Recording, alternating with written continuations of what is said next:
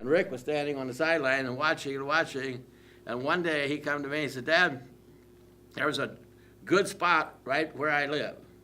There's two railroads that cross there. Why don't we go up and look at it tonight after work?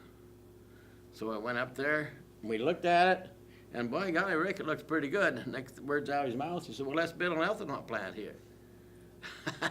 I said, well, gee whiz, how much do you think that'd cost? Oh, I don't know, kind of casually, 120, 30 million. I said, well, we could try. So I'll hand it off to you, Rick, because you kind of led the charge from that point on. It was a local project, you know. It's locally owned. We called a lot of other successful people in the area in, and it was a local commitment to get this done.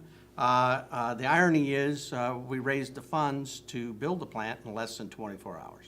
So it was a very successful, and remains one of a very successful enterprise. But it's locally owned, and as of, you know, with my financial services background, more than 30 years in there, it became apparent, very apparent, that if my children or your grandchildren or great-grandchildren are going to have a chance at the American dream that you have had and I have had, that we cannot send $400 billion a year out of our economy to people that don't like us very much. This is, so it goes back to sustainability.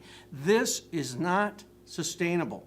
We cannot continue to have that kind of drag on our economy and maintain our standard of life. So that's where ethanol comes into play and other renewables come into play. Keeping these dollars, billions and hundreds of billions of dollars in our economy, circulating, and the jobs they produce.